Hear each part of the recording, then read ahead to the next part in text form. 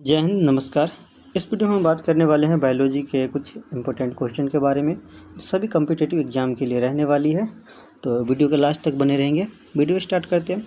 सबसे पहले हम देखते हैं, सबसे पहला प्रश्न है जो पौधों में गैसों का आदान प्रदान किसके द्वारा होता है। सबसे पहला ऑप्शन है जाइलम। जाइलम की बात करें तो जाइलम से हमें वाटर यानी कि जल का जो है संवहन होता है, जल का परिवहन किया जाता है, जल को एक जगह से दूसरी जगह लेके जाया जाता है। अगर हम जाइलम की बात करें तो जाइलम एक दिशात्मक कहते हैं, यानी कि एक ही दिशा में नीचे से ऊपर की तरफ जल को ले जाते हैं। फिर अगर हम बात करें फ्लोएम का, तो फ्लोएम क्या करते हैं, जो फ्लोएम पौधे में जो भोजन का निर्माण होता है उस भोजन को क्या करता है, ये फ्लोएम ले जाने की काम करते हैं, या फिर बोल सकते हैं जो पौधे के सभी भागों में पहुंचाने का काम करता है। ये द्विदिशात्मक होते हैं, यानी कि दोनों डायरेक्शन में ऊपर नीचे दोनों तरफ ही क्या करता है, मूव करता है और पौधे के सभी भागों में भोजन को पहुंचाता है, क्योंकि भोजन की जरूरत पौधे के सभी भागों को हो जाती है। उसके बाद हम बात करें पौधे में गैसों का आदान प्रदान किसके द्वारा होता है, तो ये आंसर हो जाए आपका ऑप्शन नंबर सी, स्टोमाटा के द्वारा, रंध्र के द्वारा। फिर ऑप्शन है डी पौधे की जड़ हो जाती है, जिसके सहायता से पौधा जो है खड़ी रहती है। नेक्स्ट अब हम देखते हैं, उनके बाद नंबर सेकंड है। सेकंड कहता है कौन सा अंग पित्त यानी कि बाइल बनाता है, यानी कि ये पूछ रहा है जो कौन सा अंग है शरीर का वो बाइल जूस का निर्माण करता है। अगर बाइल जूस के निर्माण की बात करें तो इनका निर्माण जो होता है लीवर में हो जाता है, यानी कि लीवर में बनता है। वो अगर हम इसके स्टोरेज की बात करें, जो बाइल जूस कहाँ पे स्टोर रहता है, तो वो आपको हो जाता है पित्ताशय के अंदर। पित्ताशय के अंदर जो है ये बाइल जूस, इसे पित्त भी कहते हैं, ये क्या होता है, स्टोर रहता है। ठीक है। फिर अगर हम इसमें बात करें किडनी की, तो किडनी ब्लड का प्यूरिफिकेशन करते हैं। फिर अगर हम बात करें पेनक्रियाज का, तो पेनक्रियाज जो है इसे मिक्स ग्लैंड कहते हैं, मिश्रित ग्रंथि कहते हैं। इसमें हार्मोन और जो है एंजाइम दोनों का सेक्रेशन होता है पेनक्रियाज के अंदर। स्टोमक की बात करें, स्टोमक का हमारा पेट हो जाता है, जिसमें भोजन का पाचन होता है, और इसमें में भी जैसे कि HCl निकलती है और अन्य सारी क्रियाएँ होती है। तो नेक्स्ट देखते हैं हम दो के बाद अब नंबर थर्ड है जो मानव शरीर में RBC की औसत जीवन काल कितना होता है। अगर हम बात करें RBC की, तो ये ब्लड का एक भाग है। ब्लड की भाग की बात करें तो ब्लड में मुख्यतः दो भाग होता है, एक प्लाज्मा हो जाता है और दूसरा जो होता है इसे ब्लड सेल्स कहते हैं, यानी कि रक्त कणिका कहते हैं।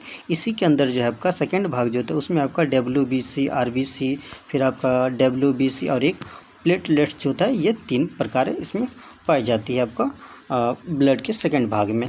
ठीक है। तो अगर इसमें पूछा था जो RBC का औसत जीवन काल कितना होता है, तो ऑप्शन आपका 60, 90, 120 दे रखा है, तो इसका ऑप्शन नंबर सी हो जाए। 120 दिन क्या होता है इसका जीवन काल होता है। अगर हम बात करें RBC की कब्रगाह किसे कहते हैं, तो एक स्प्लीन करके जगह आती है हमारे बॉडी के अंदर, तो उसे हम क्या कहते हैं, RBC की कब्रगाह कहते हैं, यानी कि इसके अंदर ही क्या होता है, RBC की मृत्यु होने के बाद यहाँ पे जाके स्टोर हो जाती है RBC। तो नंबर थर्ड हो गया। नंबर थर्ड के बाद हम बात करते हैं नंबर 4 पे। नंबर 4 है जो कौन सा एंजाइम स्टार्च को माल्टोज में बदलता है। मुख्य रूप से इसको यह कह सकते हैं कि जो कौन सा एंजाइम जो स्टार्च का पाचन करता है। तो अगर हम बात करें ऑप्शन ए पेप्सिन की, तो पेप्सिन जो होता है आपका प्रोटीन की पाचन करती है। प्रोटीन का ये स्टोमक से सेक्रेट होने वाली एंजाइम है, स्टोमक से निकलती है। फिर दूसरा अगर बात करें एमाइलेज की, तो एमाइलेज ही इसका आंसर हो जाए, क्योंकि एमाइलेज ही क्या करता है, स्टार्च का पाचन करते हैं, या साथ ही साथ कार्बोहाइड्रेट बोल सकते हैं, कार्बोहाइड्रेट का पाचन करते हैं, स्टार्च क्या करती है, माल्टोज में बदलती है। और फिर माल्टोज जो है दो ग्लूकोज के भागों में टूट जाती है, यानी ग्लूकोज प्लस ग्लूकोज में जो माल्टोज टूट जाती है एमाइलेज के प्रेजेंट में। फिर अगर हम बात करें लाइपेज का, तो लाइपेज जो है वसा जो फैट होता है इसका जो है क्या करते हैं, पाचन करता है। फिर अगर हम बात करें ट्रिप्सिन के, तो ट्रिप्सिन भी क्या करते हैं, प्रोटीन की पाचन करती है। दोनों पेप्सिन और ट्रिप्सिन दोनों आपका प्रोटीन के पाचन करते हैं। नेक्स्ट अब चलते हैं 4 के बाद नंबर 5 पे। 5 कहता है जो मनुष्य में रक्त का थक्का जमाने के लिए कौन सा तत्व आवश्यक है। अगर हम रक्त के थक्का जमने की बात करें, तो रक्त के थक्का जमाने में एक तो प्लेटलेट्स जो होता है वो सहायता करता है।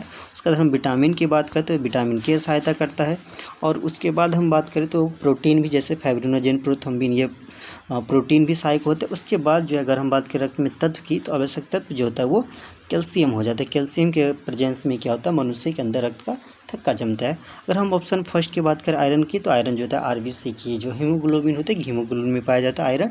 अगर आयरन की कमी हो जाती है तो ब्लड की कमी माना जाता है, और ब्लड की कमी से एनीमिया नामक जो होता है आपका रोग हो जाता है। फिर अगर हम बात करें सोडियम पोटेशियम का, तो ये जो है ह्यूमन बॉडी में इम्पल्स जो होता है आवेग की क्रिया को करती है। फिर आगे हम बात करें नंबर 5 के बाद नंबर 6, तो 6 कह रहा किस हार्मोन को इमरजेंसी हार्मोन कहा जाता है, यानी कि which hormone is called the emergency hormone. First option है थायरोक्सिन। थायरोक्सिन की बात करें तो ये आपका थायराइड ग्लैंड होता है, यहाँ से इसका सेक्रेशन होता है।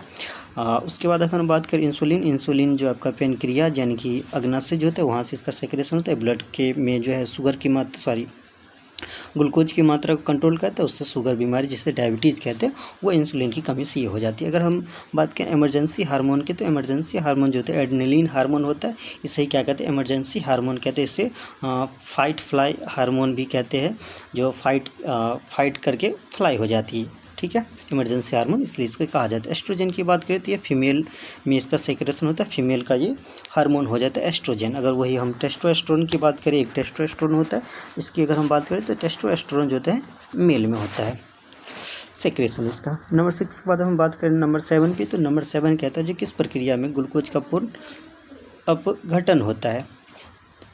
तो अगर हम बात करें in which process glucose is complete oxidised, यानी कि किस प्रोसेस में कम्प्लीट का ग्लूकोज का जो होता है कम्प्लीटली ऑक्सीडेशन हो जाता है।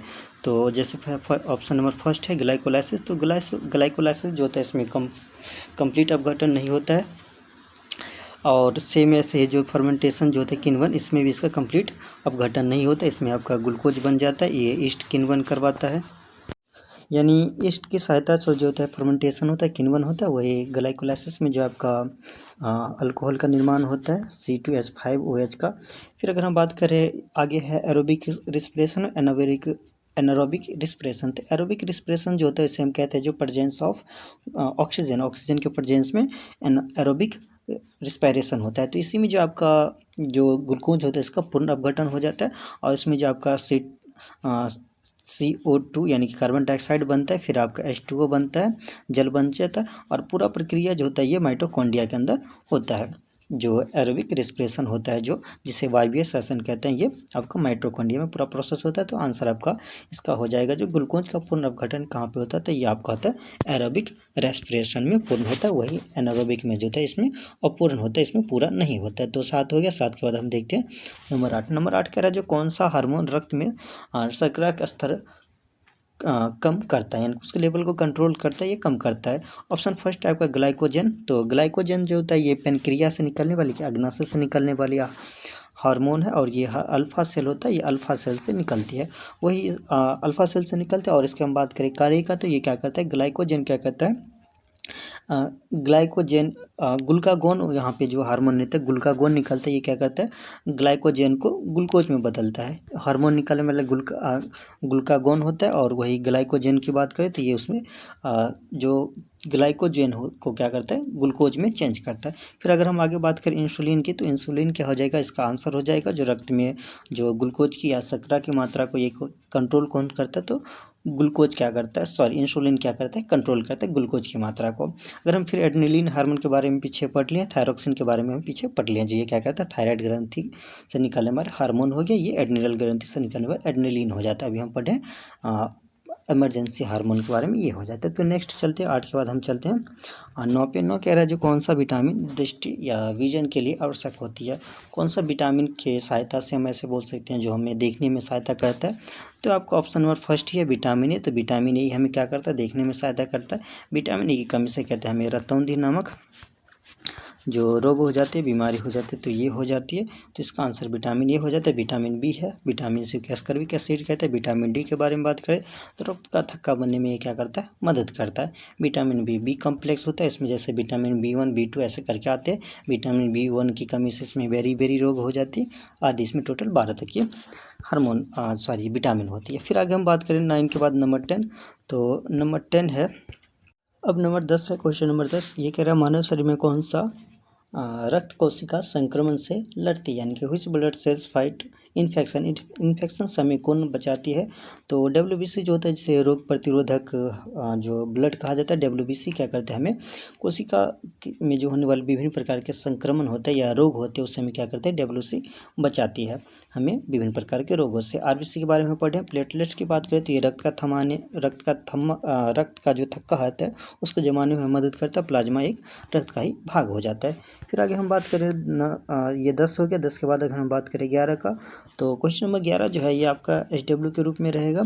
आपका इसका कमेंट बॉक्स में आंसर करना। एक बार मैं क्वेश्चन पढ़ दे रहा हूँ। ये क्वेश्चन है 11 नंबर क्वेश्चन, जो मानव शरीर में ऑक्सीजन का परिवहन किसके द्वारा होता है, यानी कि oxygen transport in human body occurs through, किसके द्वारा इसका ऑक्सीजन का परिवहन होता है। ऑप्शन आपका प्लाज्मा, हीमोग्लोबिन, प्लेटलेट्स, WBC।